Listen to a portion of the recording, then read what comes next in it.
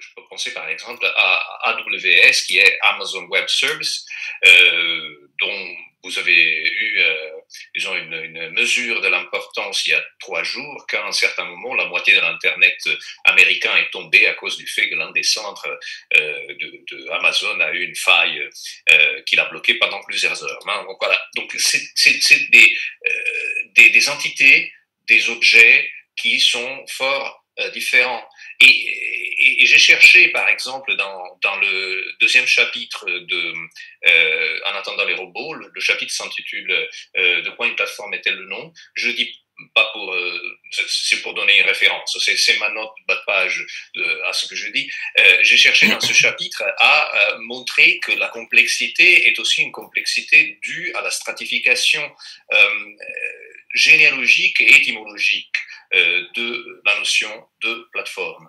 La notion de plateforme est quelque chose qui est utilisé dans le contexte du numérique, certainement depuis la fin du siècle passé, quand elle était synonyme d'architecture logicielle. Pensez par exemple, comme on dit la plateforme Windows pour dire le système d'exploitation Windows. Mais assez vite, elle est devenue aussi synonyme de logiciel tout court. Du coup, que sais-je, Facebook peut être défini comme une plateforme dans la mesure où c'est un logiciel de réseautage social. Donc, il n'y a rien de spécial à ça. Mais aujourd'hui, cette notion devient effectivement un mélange de plusieurs éléments, de plusieurs critères. Donc, il faut effectivement cocher un certain nombre de cases pour que une entité économique puisse se définir comme une plateforme, autant dans le contexte des industries culturelles que dans les autres contextes. Alors, certains ont été rappelés dans la dernière intervention de la première séance de ce matin. Donc, c'est le fait, par exemple, qu'une plateforme est un hybride entre une firme et un marché. Donc, comme un marché, elle est un ensemble d'acteurs qui doivent être coordonnés, mais comme une firme, elle est effectivement un endroit dans lequel les coûts de transaction sont minimisés. Alors, je ne rentre pas dans le détail, sinon on va commettre le péché d'économisme qui, dans ces aussi d'autres éléments qui nous viennent des économistes. Hein. Par exemple, le fait que si, dans la mesure où une plateforme est un marché, ce n'est pas un marché comme les autres. C'est un marché de type particulier, ce qu'on appelle un marché multiface.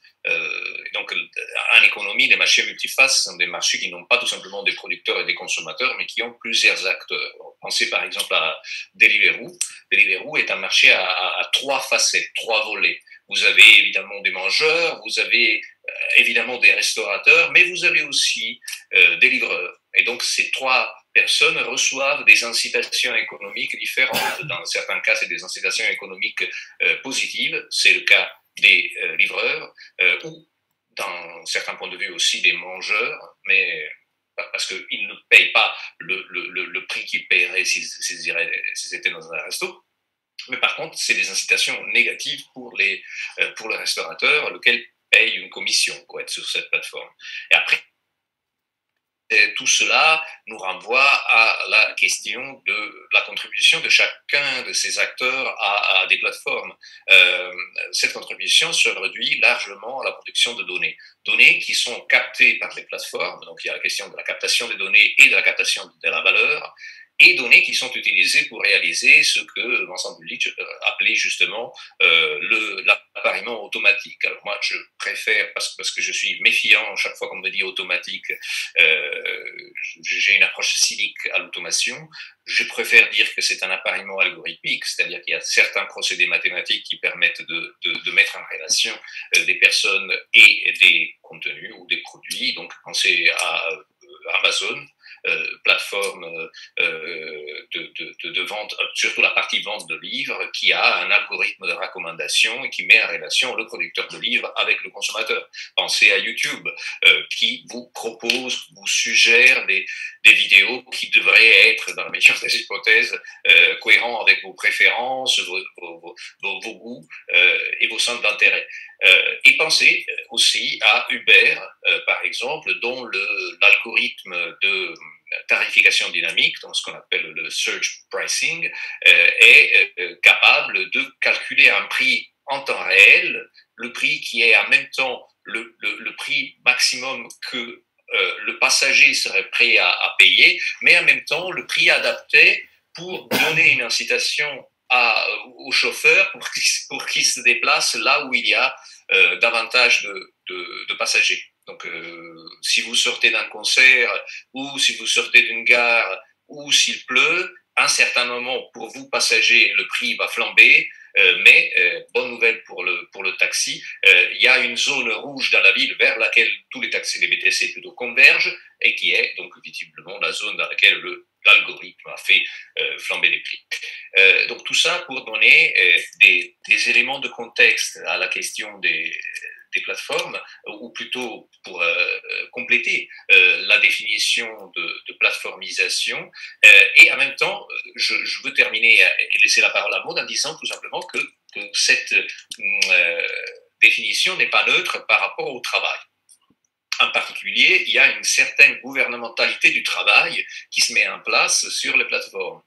Alors moi, parmi d'autres, hein, je la définis comme du digital labor. Je sais que Maud n'est pas allergique entièrement à cette notion non plus, mais en même temps, il y a d'autres manières de la définir. Et pour vous donner un élément qui peut mettre d'accord, j'espère, tout le monde, je dirais qu'il s'agit d'un travail qui est largement datafié, c'est-à-dire qui est réduit à la production de données et qui en même temps est régie par cette production de données. Et deuxième caractéristique, qu'il s'agit d'un travail tâcheronisé, les Anglais diraient taskified, qui veut dire réduit à des petites composantes pour articuler vraiment une quantité énorme de personnes et d'acteurs économiques. Donc quand on dit taskification ou tâcheronisation du travail, visiblement, il s'agit tout simplement de dire que le travail est réduit à des pièces tellement simples que n'importe qui pourrait les réaliser, pour lesquels il n'y a pas pas forcément hein,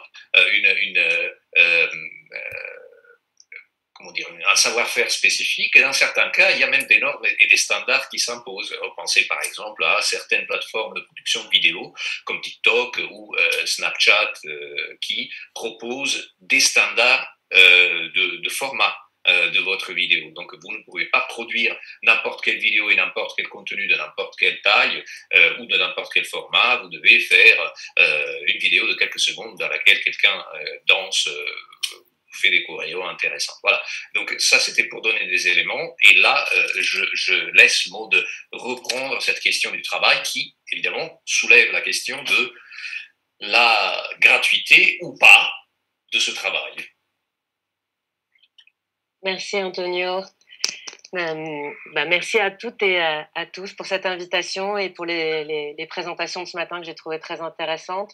Et du coup, j'ai aussi essayé d'intégrer certains éléments.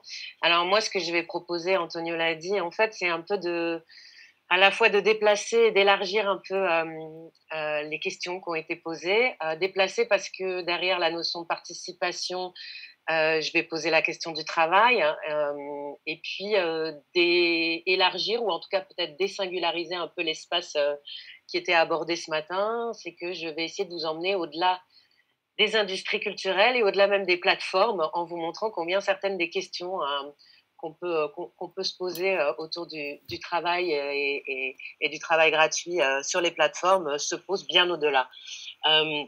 Il y a quelqu'un qui a dit ce matin que l'injonction à la participation était inhérente à la notion de plateforme. Et en même temps, c'est sans doute juste, on pourrait le discuter. Et en même temps, c'est une phrase qui m'a marquée parce que tout de suite, la réaction que j'avais, c'était de me dire que la notion de plateforme ne pouvait pas, en tout cas, la question de l'injonction à la participation ne pouvait pas être réduite à la question des plateformes et que c'est une question qui se posait bien au-delà, finalement, de cette structure-là et que les plateformes n'avaient pas inventé ni la question de la participation. Donc moi, je viens d'une sociologie du monde associatif, donc la question de la participation à la fois dans sa dimension associative, mais aussi sa dimension d'injonction à travers toutes les politiques publiques d'appel à la participation des habitants, à la participation des citoyens, etc. C'est des choses que je connais bien et ni l'injonction à participer, ni même son appropriation comme travail par l'organisation ne sont des questions qui sont nées finalement avec les plateformes.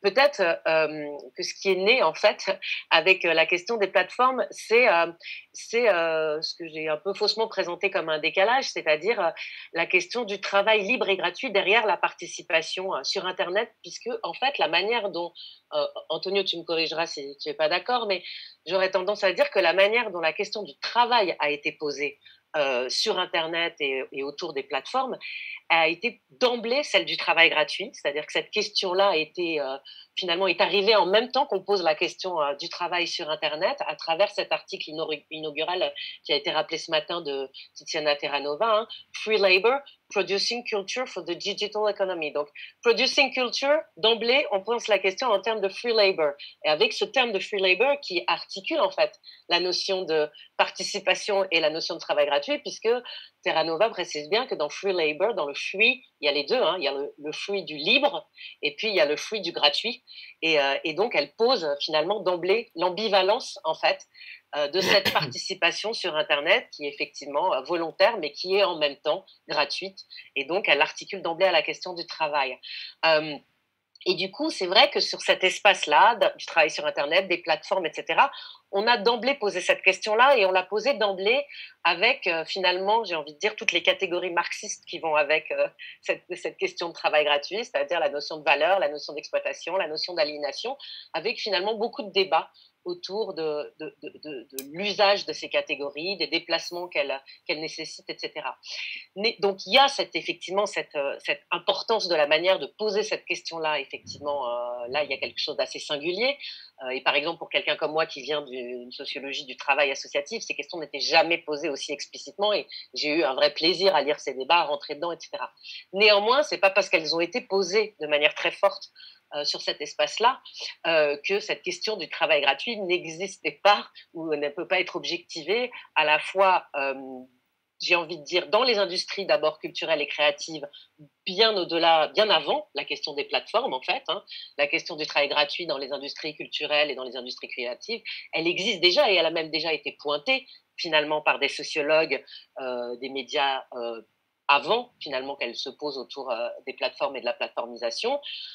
Autour notamment, je pense par exemple aux travaux qui ont été faits autour de la mode, autour du stage, autour de tous ces travaux qui mettent en évidence finalement plus largement ce qu'on pourrait présenter comme un rapport vocationnel et non matérialiste à la carrière et qu'on trouve en fait presque légitimé dès les premiers travaux de sociologie des professions comme ceux de Freidson sur le travail artistique comme labor of love, hein, où il vient opposer finalement une définition du travail dans cet espace-là qui s'opposerait à une définition matérialiste du travail et donc il va chercher lui-même cette notion de labor of love. Donc en fait, il y a déjà des réflexions et il parle effectivement du travail bénévole et du travail gratuit comme étant finalement pour lui tout à fait associé à cette définition-là du travail. Mais plus largement, j'ai envie de dire que ce travail gratuit, il est en cours ou en voie d'institutionnalisation depuis pas mal d'années déjà, bien au-delà du monde de la culture ou des industries culturelles et créatives, qu'on peut le trouver aussi au cœur de services publics et parfois de services publics qui peuvent paraître bien loin de ces espaces-là, notamment à travers la place de plus en plus grande qu'ont pu prendre les associations dans la prise en charge des services publics, mais aussi avec, avec une forme d'institutionnalisation aussi de ce travail gratuit dans le fonctionnement de monde du travail bien plus large que simplement les industries créatives. Et je vais vous donner quelques exemples. Quand j'ai fait mon enquête, j'ai fait une enquête il y a quelques années, en 2016, je crois, sur la mobilisation des blogueurs du Huffington Post au moment où le journal a été vendu. Alors je rappelle un peu, je pense que vous connaissez un peu cette histoire, mais en 2011, Arianna Huffington vend le Huffington Post pour 315 millions de dollars à AOL et s'ensuit une double mobilisation. D'abord un appel à la grève, au boycott, lancé par certains blogueurs en Californie, et ensuite qui sera suivi quelques mois plus tard par un procès, donc une class action, un recours en non collectif contre la direction du Huffington Post, fait par certains blogueurs, donc au nom de la classe des blogueurs, et qui vont donc dénoncer finalement le fait que ce journal puisse être vendu à 315 millions de dollars, alors qu'au moment où il est vendu, il y a à peine une centaine de journalistes qui travaillent dans ce journal-là, et qu'il y a plus de 9000 blogueurs rétribués qui contribuent, donc participent et font fonctionner, et donc on construit la valeur en partie de ce journal-là. Et donc, il y a ce conflit qui apparaît.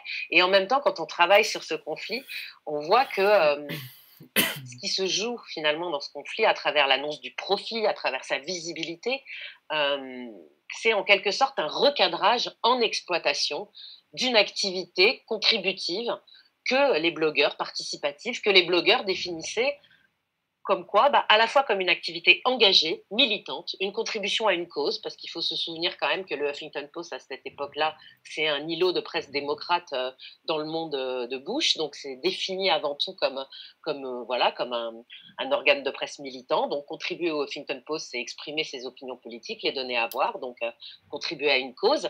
Et puis c'est aussi et les blogueurs le rappellent bon, une bonne partie d'entre eux sont des écrivains, voire des écrivains professionnels.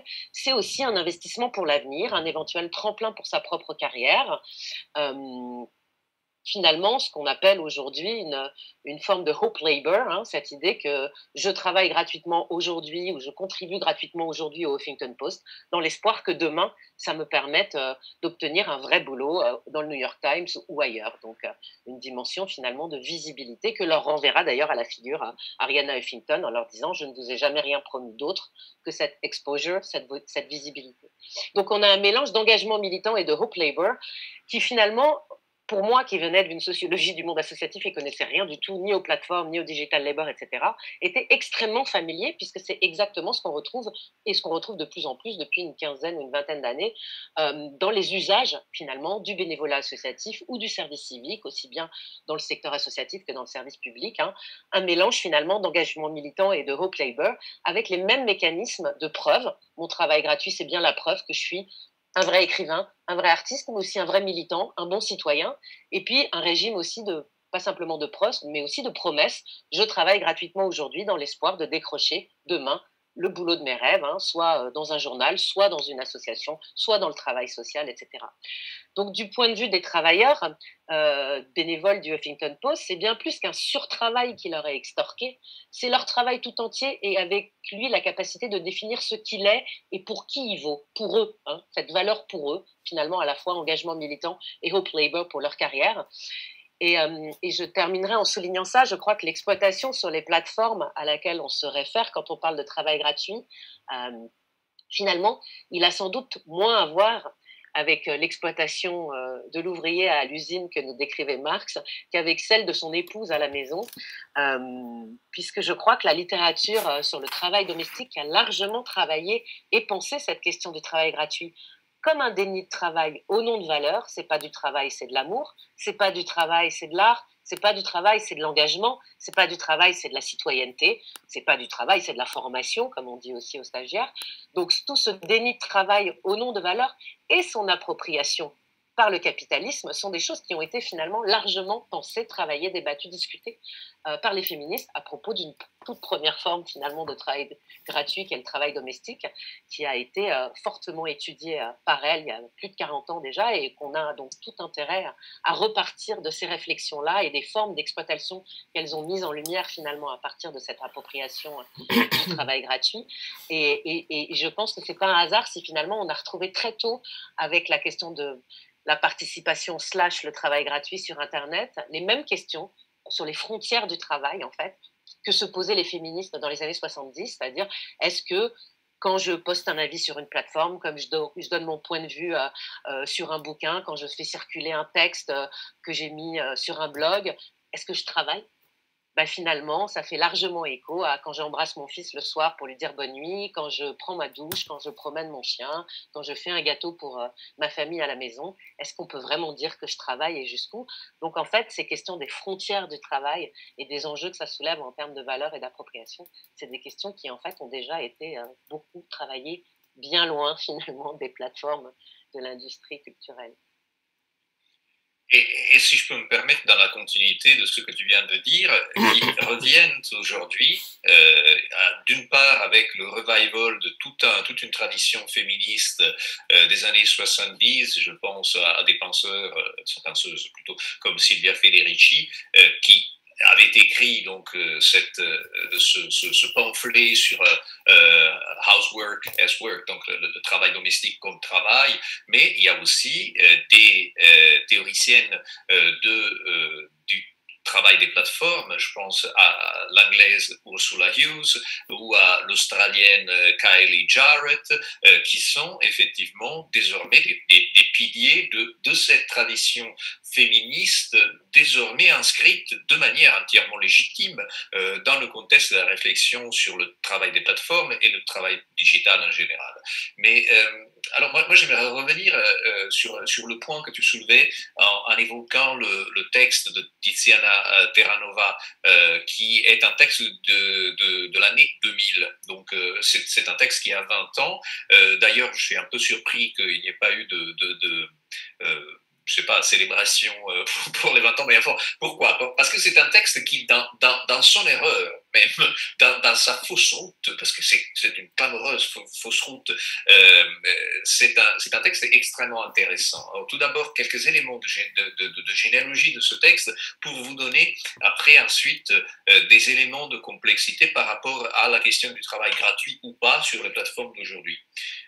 Ce texte naît comme une sorte de réaction à un livre qui a eu une circulation tout à fait confidentielle, paru en 99, et le livre s'intitulait Net Slaves, True Tales of the Working Web. Donc, avait été écrit par Bill Lessard et Steve Baldwin, qui sont en réalité, ou qui étaient en réalité, plutôt comment les définir? Bon, bref, des auteurs multimédia. À l'époque des années 90, effectivement, il y avait ce type de professionnalité-là, donc un peu technicien, un peu écrivain. Et dans ce livre, pour vous donner full disclosure, moi j'avais tenté d'en acheter les droits pour le traduire en italien à l'époque, parce que je travaillais dans une maison d'édition italienne, sans y réussir.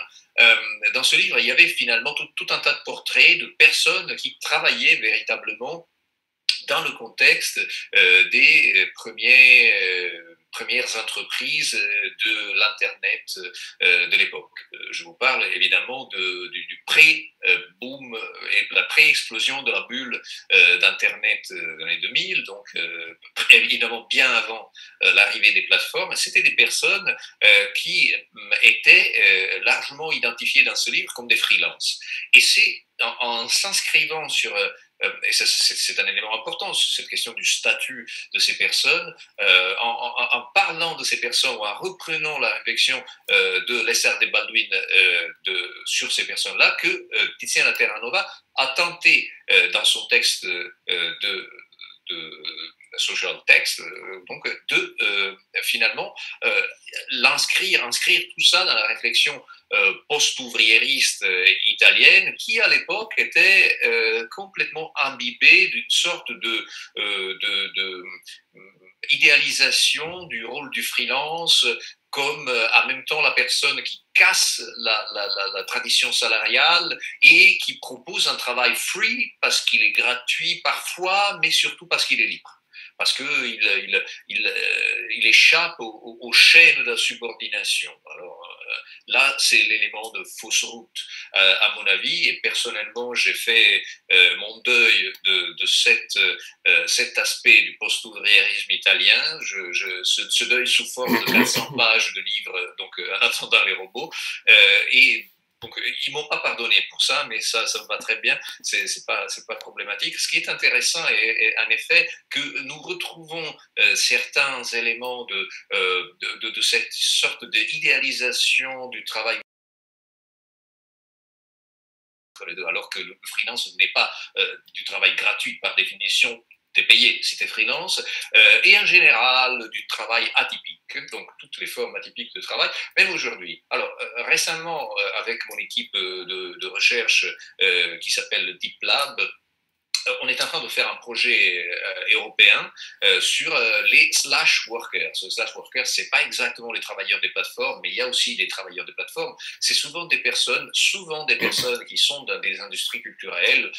Imaginez des acteurs, des artistes, des intermittents du spectacle en France, hein, parce que le statut existe, qui ont leur travail principal, donc que sais-je, un GSON, mais ils ont un autre travail, donc slash un autre travail, donc slash livreur pour Deliveroo, pour vous donner un exemple.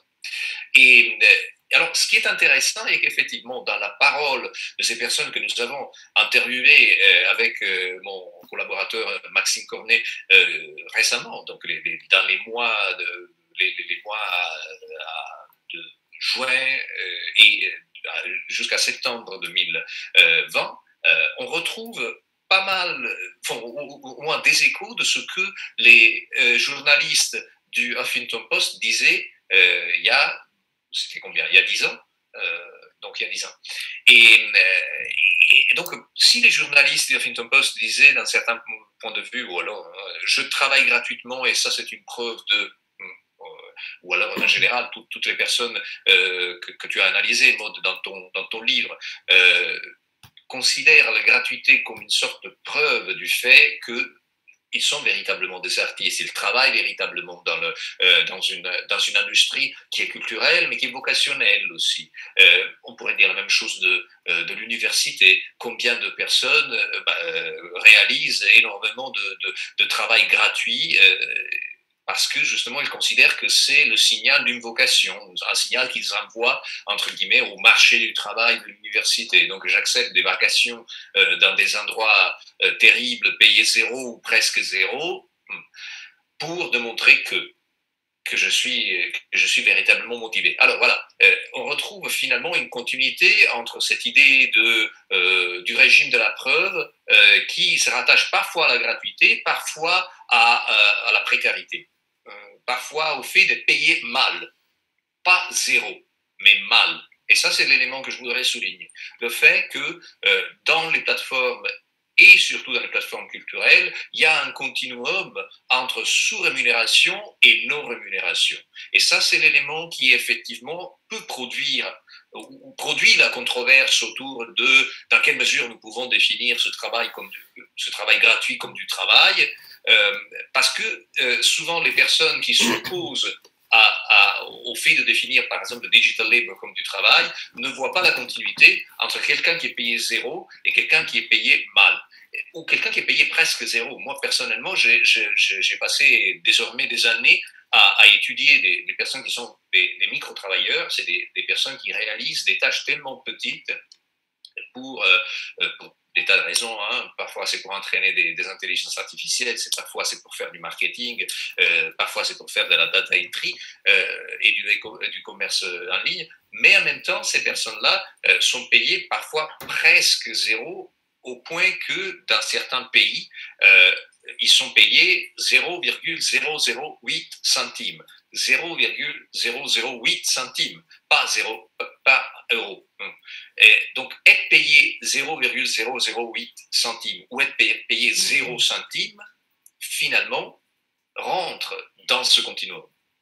Et ça, c'est l'élément qui est vraiment important. Il faut voir aussi, il faut s'habituer en tant que chercheur, mais même en tant qu'usager de ces plateformes, à reconnaître que notre travail gratuit, quand nous fournissons ce travail gratuit, est mitoyen, j'ose dire, liminaire, rapproché, collé au travail de personnes qui sont payées presque zéro, qui sont dans la presque gratuité. Hein. Je pense effectivement à ces personnes qui sont des détachements du clic. Je pense aux personnes qui sont recrutées pour travailler dans des fermes à clic en Thaïlande, en Égypte, en France aussi, parce qu'il y en a aussi en France. Je pense aux modérateurs de contenu, eux aussi payés relativement mal. Bon, plus on s'éloigne de l'Europe et plus on va vers le sud ou vers l'est, moins ils sont payés.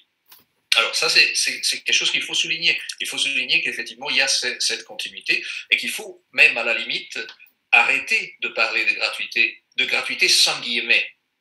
Si on met beaucoup de guillemets, je commence à effectivement être d'accord. Sinon, pour le reste, effectivement, il y a il y a un problème dans la définition même de travail gratuit. Et surtout, ce problème est lié au fait que la définition de travail gratuit même celle que nous avons héritée de Tiziana Terranova dans son ambiguïté sur free en tant que gratuit et free en tant que libre, fait l'impasse sur les tensions et les revendications qui portent sur la rémunération de ce travail. Et il y en a énormément. Donc évidemment, Huffington Post est l'un de ces exemples historiques, mais même avant, en 99, au moment où Lessard de Baldwin publiait Net Slaves, au moment où Tiziana Terranova était chez elle en train de rédiger le premier jet de son article sur le free labor, des modérateurs de communautés sur AOL, l'une des premières glorieuses plateformes commerciales américaines, était en train de monter un recours collectif contre AOL parce que justement il fournissait un travail qui n'était pas rémunéré, alors qu'il était encadré par des services, donc ils avaient certaines heures qu'ils devaient assurer sur certains créneaux, ils avaient des formations obligatoires, ils avaient tout un book, un livre de bonnes pratiques à suivre, et ainsi de suite. Donc ce n'était pas un travail autonome. Et, ou alors, évidemment, on continue, il y en a tout le temps. En 2015, des centaines de personnes dans l'État américain du Massachusetts ont monté une action en justice contre Google pour être reconnus en tant qu'employés de Google parce qu'ils avaient renseigné des CAPTCHA, des reCAPTCHA. Donc des choses que nous faisons chaque jour, mais c'est justement ça l'élément. Ou encore, il faut aussi regarder les revendications qui se montent autour des personnes qui commencent en tant qu'usagers gratuits, mais qui par la suite dépassent le stade du hope labor, du travail de la promesse que Maud a cité, pour finalement devenir des véritables professionnels. Pensez par exemple aux vidéastes de YouTube. YouTube en 2017 a été au centre d'une première énorme controverse, au fait, une revendication des vidéastes qui ne voulaient pas être démonétisés à cause de leur contenu. Plus récemment, le syndicat allemand des IG Metall, donc des métallos allemands, a constitué un syndicat de créateurs YouTube pour demander une meilleure monétisation de leur contenu. Et il y en a des tas d'exemples comme celui-là. Il y a même des revendications, figurez-vous, autour de Wikipédia, des usagers de Wikipédia qui demandent à être payés, qui demandent, et ils le disent explicitement comme ça, que leur digital labor soit reconnu. Et c'est pas un truc récent, c'est un truc qui remonte il y a 5 ans. Et donc c'est des tensions qui se mettent en place, qui tournent autour de cette question de la gratuité et qui quand même toutes convergent sur un seul élément, le fait que ce travail-là ne puisse pas être défini d'autre manière que comme du travail. Voilà. Donc je me tais. Non, mais super. Je vais reprendre des choses parce que je voulais aborder la question des conflits aussi. Mais peut-être je voudrais revenir sur une des choses que tu évoquais. Pour moi, la définition du travail gratuit tel qu'elle est nous l'ont légué les féministes, c'est pas juste un travail moins une rémunération, c'est un déni de travail. C'est pas, et du coup, la question de reconnaître le travailleur ne peut pas se poser uniquement à travers la question de la rémunération. Je pourrais y revenir après, mais à travers effectivement une reconnaissance du travailleur ou de la travailleuse comme travailleuse. Alors évidemment, ça passe par la question de la rémunération, mais pas uniquement, ça passe par aussi tous les droits qui vont avec. Et du coup, je voudrais poursuivre ce que tu disais sur la question des conflits.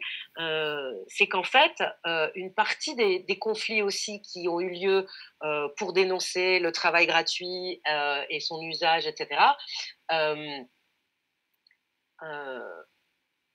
ont participé aussi, et c'est donc une des complexités pour moi, à instituer cette zone grise que tu évoquais entre ce qui serait du complètement gratuit, presque hors travail, et puis ce qui serait de l'emploi ou une reconnaissance totale du travailleur. Je vais donner quelques exemples.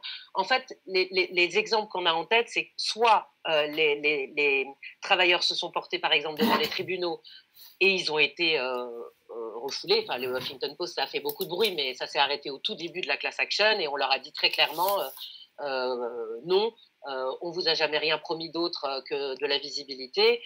Vous avez accepté de participer à ce contrat qui n'est pas signé, mais ce contrat implicite, les yeux grands ouverts, et vous l'avez refait tous les jours, et on vous a jamais rien produit d'autre. Donc, ça a fait du bruit médiatiquement, mais ils ont perdu, et ils ont fortement perdu, et ils ont perdu très tôt.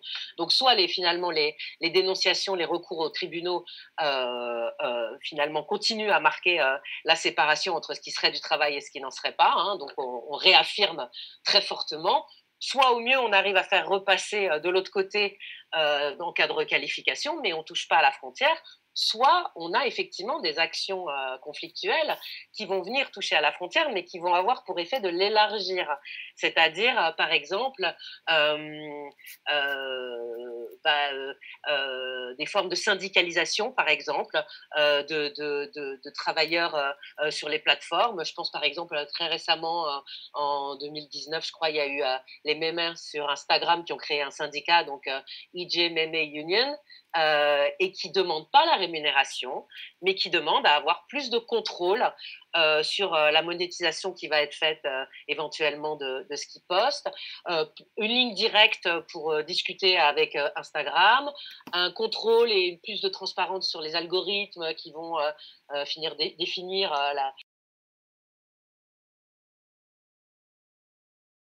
plus partie de l'organisation et du contrôle de leur travail sans demander de rémunération. Donc, on va avoir dans des espaces, par exemple, bien loin des plateformes, mais c'est les mêmes enjeux quand il y a à un moment donné des pompiers volontaires qui vont décider de se syndiquer et demander, c'est Romain Pudal qui a travaillé là-dessus, sur la syndicalisation des pompiers volontaires, en disant, mais en fait, nous, on part au feu avec les pompiers professionnels, mais on est des pompiers volontaires, mais on prend des risques.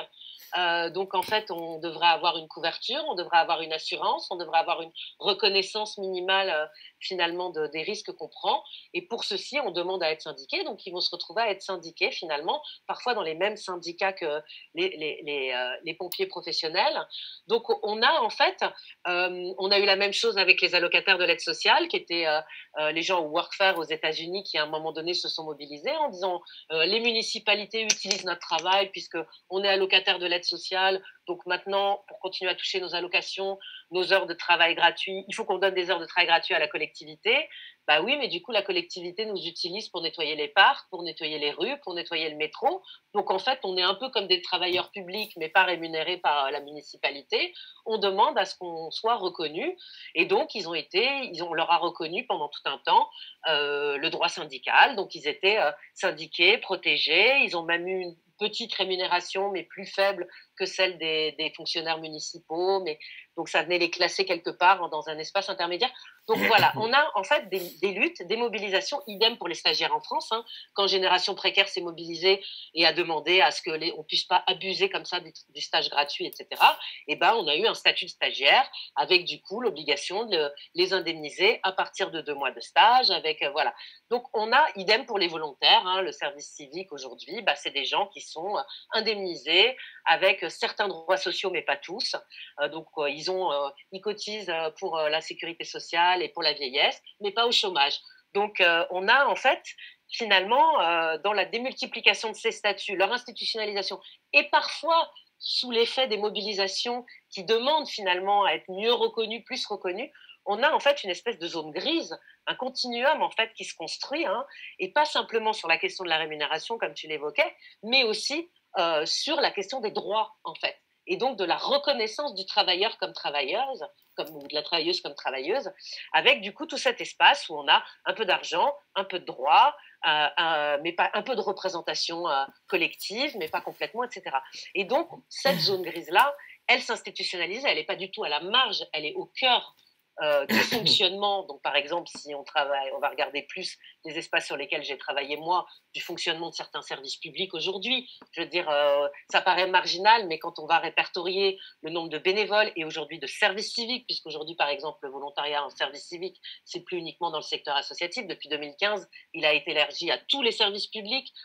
Donc on en a finalement dans les hôpitaux, dans les préfectures, dans les écoles. Il n'y a pas une agence de Pôle emploi qui n'a pas des jeunes volontaires en service civique auprès des bornes. Donc ce sont véritablement des acteurs complètement invisibles du travail public, mais avec effectivement un peu de rémunération, un peu de droit, mais pas complètement. Donc non seulement c'est des acteurs qui sont institutionnalisés dans plein d'espaces finalement du fonctionnement du travail public ou du travail associatif, mais on a aussi l'institutionnalisation de ces statuts-là, comme je l'évoquais tout à l'heure, sur le marché du travail et dans les carrières qu'on normalise et qu'on attend, en fait, et notamment des plus jeunes, de ceux qui rentrent aujourd'hui sur le marché du travail, qui savent très bien qu'on commence par un petit bénévolat ici et qu'ensuite on espère avoir peut-être un service civique ou un stage un peu rémunéré et peut-être un jour, demain, enfin, un vrai boulot. Donc ça crée évidemment tout ce continuum, ça crée aussi une socialisation pour renforcer aussi ce que tu disais, Antonio, ça crée aussi une socialisation à la précarité, parce que ça crée une socialisation aussi à du travail hors d'un statut plein, hors d'une rémunération pleine, hors d'un contre-pouvoir du travailleur.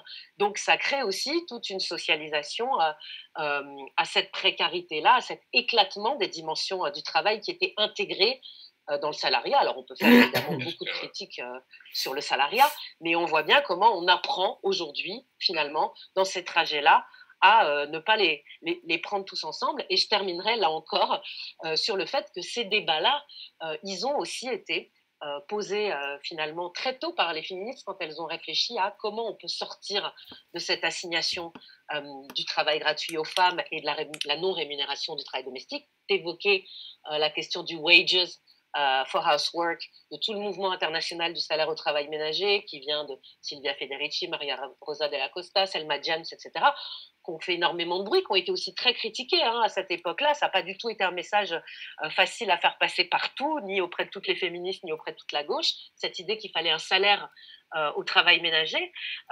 Mais c'était une idée qui était forte, parce que c'était une idée qui disait, justement, c'est pas un salaire pour donner de l'argent, c'est un salaire pour donner le pouvoir du travailleur face au capital et pour faire rentrer dans la relation avec le capital les femmes au foyer ou les travailleuses à la maison, et pour que finalement dénaturaliser et repolitiser et revisibiliser comme travail cette forme de travail qu'on a naturalisé avec l'amour, la nature féminine, etc. Et ces débats-là, effectivement, tu as raison de le souligner, ils ont été repris finalement dans plein d'autres espaces. Le Wages for, il a été Wages for Facebook, Wages for Heart, Wages for Students, dans la mobilisation des stagiaires dans les quelques années au Québec, toutes ces stagiaires non rémunérées qui ont fait grève pour dire ça suffit. On fait fonctionner les hôpitaux, le secteur culturel, le secteur éducatif, le secteur du social, et vous ne nous reconnaissez pas comme des travailleuses, on est juste des stagiaires non rémunérés, ça suffit, on se met en grève et on demande un salaire aussi pour les étudiants. Donc je crois qu'il y a un enjeu à revisiter aujourd'hui sur les questions effectivement de rémunération, et qui ne sont pas juste des questions d'argent, mais qui sont bien des questions de pouvoir et de rapport social. Tout à fait, tout à fait. Mais donc, merci Maud pour ces précisions. Moi, je pense qu'il faut aussi aller regarder du côté des questions en espérant pouvoir apporter des réponses. Donc, je me réjouis déjà du fait que alors, quand on intervient sur ce sujet, il y a grosso modo 3 questions que je pourrais presque préparer à l'avance, c'est-à-dire je pourrais presque prendre ces questions, les mettre dans des enveloppes et les distribuer dans l'assistance et dire à un certain moment, vous allez prononcer l'une de ces 3 questions. Donc l'une de ces 3 questions est, alors quid du open source? Donc là, Nicolas Sauret, on est servi, on va y revenir très vite. La deuxième question que personne n'a posée, parce que je pense que l'endroit ne s'y prête pas, est oui, mais quand même les plateformes, même si c'est du travail gratuit, fournissent un service. Fournissent un service. Donc moi, oui, bien sûr, je produis de la data pour Facebook et Google et YouTube, mais en échange, donc ils l'ont pas posé. Par contre, d'une manière oblique et en creux, c'est Vincent Puig qui pose la question de la rémunération du travail. Normalement, cette question, je répète, dans ces contextes, est posée d'une autre manière. C'est-à-dire, mais donc il suffit tout simplement de payer tout le monde, même à la limite de payer chacun pour ses datas, et on sera sorti de cette impasse. Alors, par contre, effectivement, je dis, Vincent Puig, président de l'association IRI, la pose d'une manière beaucoup plus articulée et il parle plutôt de la question d'une rémunération collective. Idée qui, personnellement, je considère comme très intéressante. Je l'ai défendue à plusieurs reprises. Donc, je lis sa question. Le travail gratuit du contributeur peut être soutenu par un revenu universel ou mieux, un revenu contributif conditionné. Alors, moi, j'aimerais aussi, si c'est possible, de lui donner la parole, de comprendre dans quelle mesure il met sur le même plan un revenu inconditionnel universel avec un revenu contributif conditionné, mais ça, c'est une autre question. Et il continue. À des contributions et à des free commons, alors ça, ce qui est intéressant, effectivement, on rémunère les comment et pas les individus, à la valorisation et continue des savoirs du contributeur auprès d'employeurs selon un modèle inspiré du régime des intermittents du spectacle. Et donc voilà, il cite un article que j'avoue, je n'ai pas encore lu, donc merci pour cette question. Alors moi, d'entrée, avant de laisser la parole à Vincent Puig, j'aimerais dire que oui, à plusieurs reprises, j'ai défendu une idée d'un revenu universel numérique. En même temps, je précise aussi que, étant donné que la situation politique internationale devient de plus en plus complexe, cette idée-là commence à avoir ce qu'on peut considérer comme disons des compagnons de route qui me mettent un peu mal à l'aise. Quand Elon Musk commence à parler de revenu universel, quand en Italie le mouvement 5 étoiles, mouvement populiste souverainiste et surtout d'incompétents, lance ce qu'ils définissent comme du revenu universel, qui est en réalité une aide pour les personnes au chômage, quand on utilise le revenu universel pour faire des politiques d'État minimal, j'ai du mal. J'ai mal à mon revenu universel. C'est pas ça dont je parle. Donc je trouve très intéressant, par exemple, cette idée de rémunérer les comment. Ça s'inscrit, cette idée, bien sûr, dans la réflexion de l'IRI plus en général, mais aussi dans la continuité d'une réflexion portée, là encore, par des personnes issues de la tradition post-ouvriériste italienne. Je pense à Carlo Vercellone et Jean-Marie Monnier, qui est un juriste, et qui ont justement réfléchi à cette idée de comment les commandes peuvent produire de la valeur laquelle, à son tour, est utilisée pour payer ses revenus universels. Et donc, je laisserai la parole à Vincent. Oui, merci Antonio. Vous m'entendez ? Oui, tout à fait. Oui, merci Antonio, merci Maud d'avoir posé le débat en ces termes. Effectivement, je me suis permis de réagir parce que c'est tout à fait, je pense que Antonio a d'ailleurs raison. Moi aussi, j'ai mal à mon revenu universel. Et c'est justement, en fait, parce que le revenu universel est une très bonne aubaine pour Elon Musk et pour toutes les plateformes, bien évidemment, puisque non seulement, jusqu'à présent, nous travaillons gratuitement pour eux, mais là, en plus, nous serions soutenus par le revenu universel pour travailler pour eux encore une fois. Donc, à nouveau, rien ne change et au contraire, les plateformes sont ravies. Vous savez, moi, j'ai vécu la grande époque où on a lancé la BNF et les grands travaux de numérisation. Vous vous souvenez sans doute de ce débat où on disait, oui, mais la BNF travaille pour qui ? La BNF travaille pour le bénéfice exclusif de Google, puisque tous les travaux qui sont faits de sémantisation et même de numérisation vont déjà à cette époque-là au bénéfice des plateformes. Alors, effectivement, notre proposition est complémentaire du revenu universel. Nous ne sommes pas défenseurs du revenu universel, nous sommes défenseurs du revenu contributif sur le modèle des intermittents du spectacle. Pourquoi ? Précisément pour éviter cette récupération par les plateformes. Et c'est pour ça qu'il faut une certaine conditionnalité. La première conditionnalité, c'est bien que la personne qui est soutenue par ce revenu contributif développe des communs, des free commons, et pas du travail pour les plateformes précisément. Donc il y a une première conditionnalité qui est liée quand même au type d'activité, alors qui est très souvent dans le champ culturel, mais bon, c'est pas suffisant de dire culturel, c'est pas une catégorie très très précise. Il faudrait vraiment travailler sur la notion des communs numériques pour bien les définir et pouvoir attacher une première conditionnalité à ce travail-là. Et la deuxième conditionnalité, elle est assez classique, c'est celle du modèle des intermittents. Et Maud l'a tout à fait justement rappelé, les gens qui travaillent dans ce contexte, ils sont des contributeurs actifs sur les sites culturels notamment, ils sont très recherchés par les employeurs du secteur culturel, des journaux, des sites de télévision, des sites dans le cinéma que je connais très bien, c'est évident. Donc, une conditionnalité partielle de ce revenu contributif par des périodes d'emploi, c'est-à-dire des heures, hein, comme les intermittents du spectacle le font aujourd'hui, dans des heures passées en emploi cette fois-ci, et donc différencions bien travail et emploi, hein, pour nous c'est très différent, mais l'emploi peut être une manière de valider l'attribution de ce revenu contributif, puisque évidemment des employeurs sont intéressés à ces savoirs qui ont été développés grâce à ce soutien par un revenu contributif. Voilà. Donc, merci beaucoup d'avoir posé la question en ces termes, parce que je pense qu'on arrive à une période grave aujourd'hui, et alors en période de confinement encore plus, parce que le travail gratuit du contributeur s'accélère encore plus avec cette situation que nous vivons tous. Merci beaucoup d'avoir posé cette question en ces termes. Merci Vincent. Vas-y.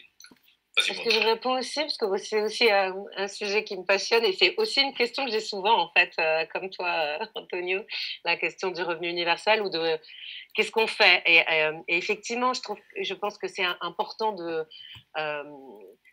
réfléchir au-delà de l'emploi tel qu'il fonctionne aujourd'hui, et de penser à un autre rapport, en fait, entre travail et rémunération.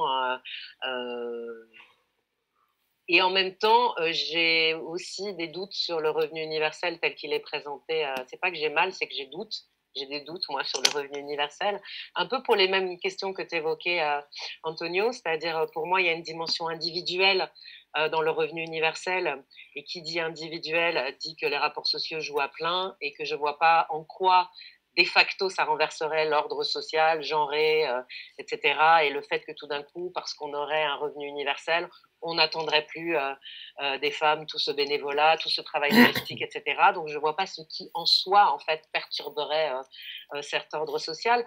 À la limite, quand les féministes des années 70 ont pensé la rémunération du travail domestique, et d'ailleurs, elles l'ont pensé de deux manières. Il y a eu le courant marxiste plutôt autonome de Silvia Federici, etc., qui ont proposé une rémunération par l'État comme représentant du capital, puisque ça centrait dans leur logique, c'était que c'était le capitalisme qui utilisait le travail gratuit des femmes, donc il fallait qu'ils le payent, et que donc c'était par l'État en tant que représentant du capital. Et puis dans la version plutôt matérialiste, radicale, comme Christine Delphi, etc., comme c'était la classe des hommes qui utilisait le travail domestique, c'était aux hommes de le payer. Donc, on peut réfléchir aux enjeux, mais en tout cas, ça avait le mérite de poser la rémunération au cœur du rapport social et de voir en quoi rémunérer pouvait subvertir, en fait, un rapport social, le transformer et du coup le questionner. J'ai du mal à voir en quoi le revenu universel vient subvertir, en fait, un rapport social, donc je ne suis pas convaincue.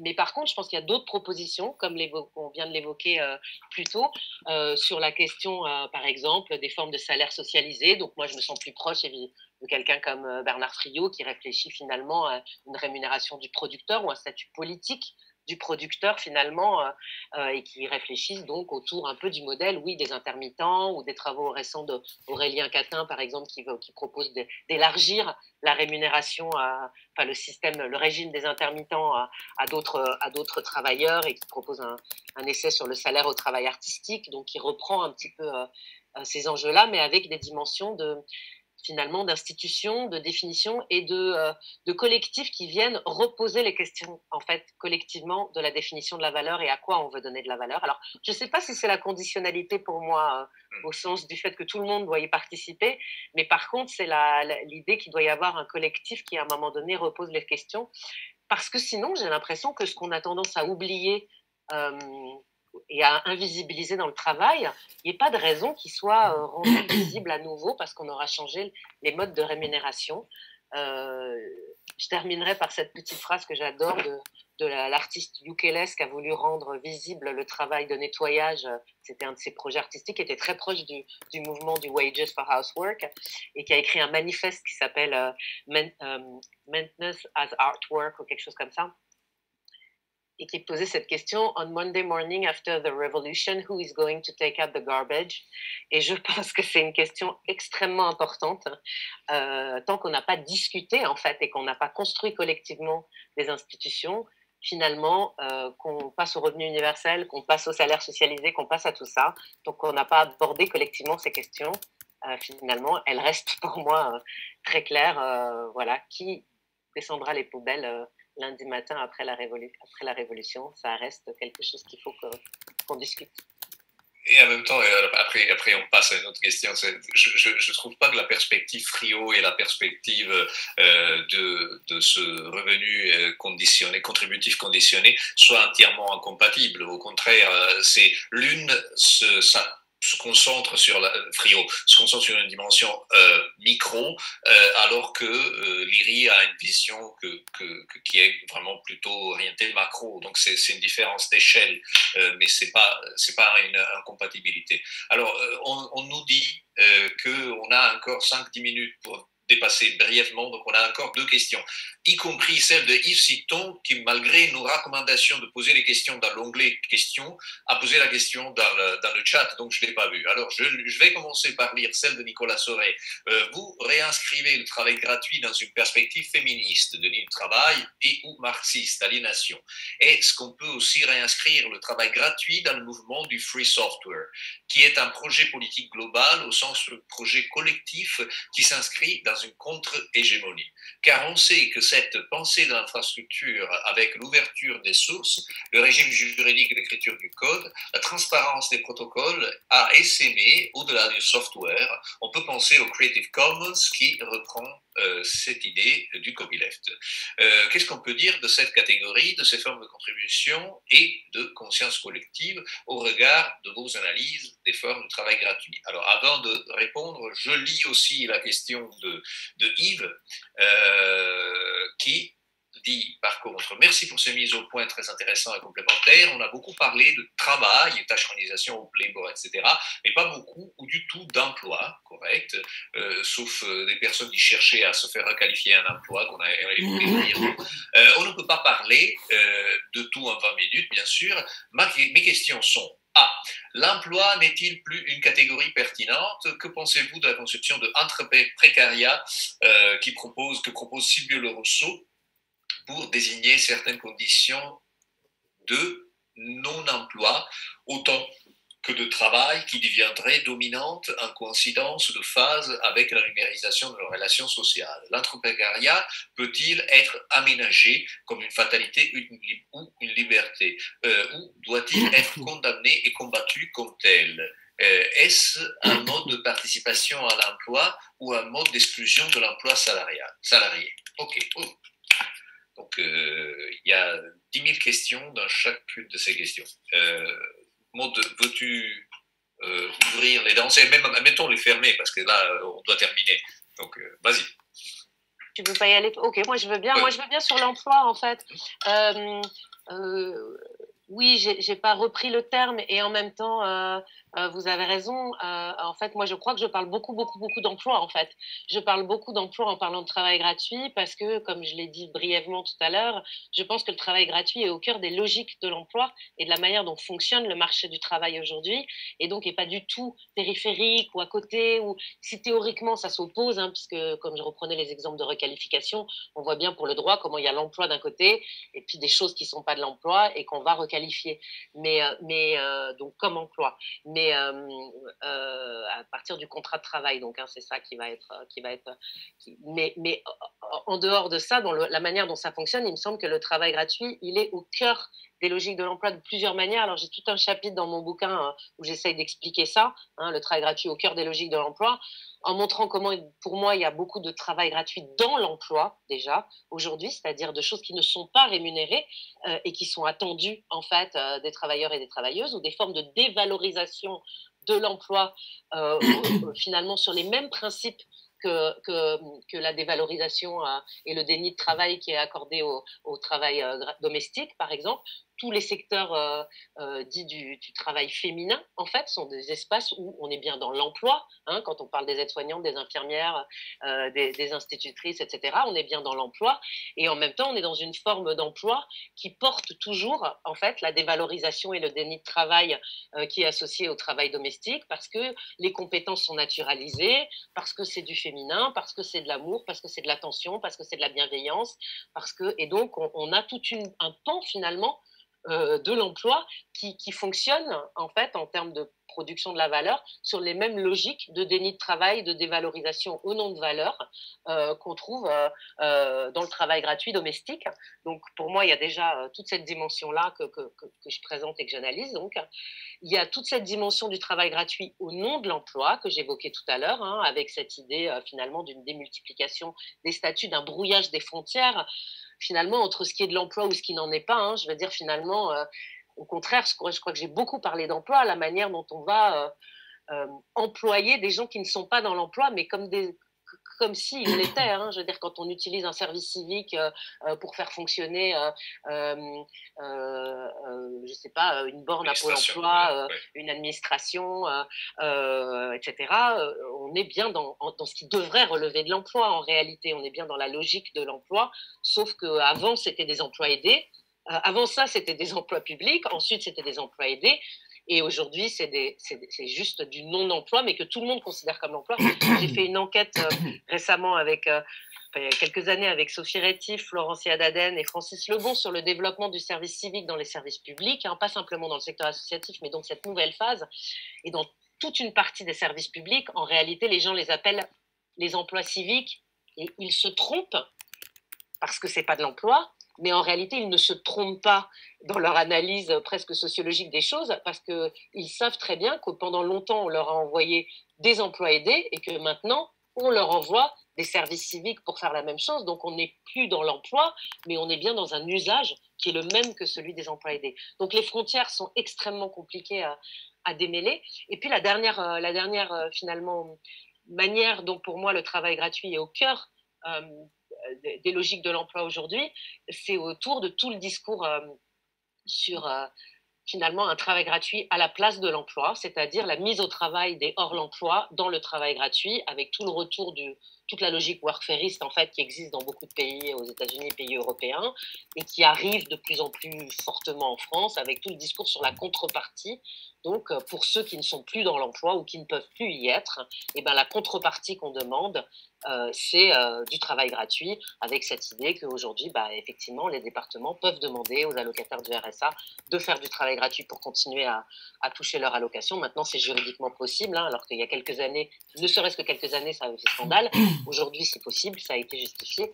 Donc, pour moi, au contraire, j'ai beaucoup parlé d'emploi, mais d'un emploi qui n'est pas celui qui a fait naître les institutions du salariat dans les années, effectivement, 45, 50, etc., mais qui est un emploi tel qu'il fonctionne aujourd'hui sur le marché du travail, et du coup, qui m'invite à dire que la solution n'est pas dans la transformation du travail gratuit en emploi, vu la manière dont fonctionne l'emploi aujourd'hui, mais effectivement dans une réflexion plus large sur des articulations ou nouvelles formes d'articulation entre rémunération et travail.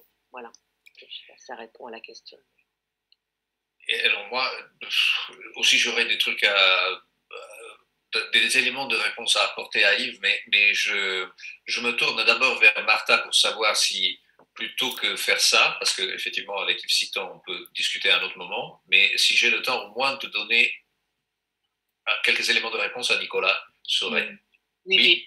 Oui, dit-elle, mais elle n'est pas contente. Alors, Nicolas, je vais chercher à être rapide. Disons qu'en général, dans la réflexion autour du digital à bord, tu vas rarement rencontrer des personnes qui considèrent que le free est une solution miracle. À une exception près, Mathieu O'Neill, qui est quand même quelqu'un qui a écrit sur le digital labor et qui écrit beaucoup sur free, open et tout un tas d'autres déclinaisons de la manière de travailler, de produire au sein de l'industrie software, est quelqu'un de très attentif aux deux. Alors, je cherche à expliquer cette méfiance relative. La méfiance relative n'est pas sur le sujet, ou alors plutôt sur la proposition à proprement parler. certainement pas sur celle du free software. Sur celle du open source, il y a d'autres problèmes. Donc la continuité surtout entre l'open source en tant que bénévolat sublime et la récupération immédiate dans le contexte marchand. Mais ça, c'est une autre question. Ça ne concerne pas le free, normal, en ligne de principe. Alors, quelle est la méfiance est relative et vite expliquée. Elle est surtout liée à cette volonté de ne pas trouver une solution technologique à un problème de rapport de force sociale, finalement. Je dirais que d'un certain point de vue, c'est l'argument miroir de ce que Maud vient de proposer à propos du revenu universel. En quoi le revenu universel change un rapport de classe? Et donc, en quoi le free software change un rapport de classe? Personnellement, si je veux me faire l'avocat du diable, alors en l'occurrence, je ne sais pas exactement qui est le diable pour qui, mais je pourrais même trouver moi-même une idée selon laquelle le free software renverse certaines manière de produire, en particulier le logiciel, et déjoue ou questionne entièrement certaines logiques justement de propriété sur le code et sur qui le produit. Donc de ce point de vue-là, j'exprime toute ma sympathie. En même temps, j'avance aussi un élément de... Ça, c'est pas vraiment dans la méfiance, mais plutôt une orientation qui est différente et qui est une orientation empirique pour moi, c'est-à-dire en tant que chercheur de terrain, ce qui pour moi est important aujourd'hui, c'est de regarder surtout ceux qui sont souvent ignorés lorsqu'il s'agit de décrire le travail vivant nécessaire pour produire une solution technologique. Finalement, les ingénieurs, les devs, les développeurs, finalement tous les acteurs du free software, tous ces professionnels sublimes, on les entend, ils ont une visibilité publique, ils ont une reconnaissance. La notion de reconnaissance est vraiment cruciale dans ce contexte-là. Alors que si on se penche sur l'invisible des plateformes, que ce soit ceux qui font partie de la longue traîne de la production culturelle, donc non pas l'influenceur qui a 70 millions de followers, mais plutôt le petit créateur qui rame dans son coin pour sa petite communauté de 120 personnes. Ou alors que ce soit les modérateurs de contenu, eux aussi, ils sont nécessaires, ou que justement cela nous renvoie encore une fois à la notion de tâcheron du clic. À mon avis, d'un point de vue empirique et même tactique et politique, aujourd'hui, je pense qu'il faut plutôt s'intéresser à ces professionnalités-là, en visibiliser et difficile à reconnaître, plutôt que exclusivement, ou alors plutôt que sur les devs, lesquels, même quand ils évoluent dans le milieu du free, sont quand même reconnus sans médiation comme les protagonistes de cette économie des plateformes et de cette culture des plateformes aussi. J'espère avoir répondu. Je suis désolée, je dois... Mais là, il faut aller manger. Et c'est fondamental, voilà. Et merci beaucoup, hein, c'était vraiment intéressant. Je pense qu'il y a encore beaucoup d'éléments, des réponses comme d'habitude, hein, et des questions encore ouvertes. Et je vous remercie encore. Et pour qui veut continuer, rendez-vous à 14h. Bye bye, merci. Merci beaucoup.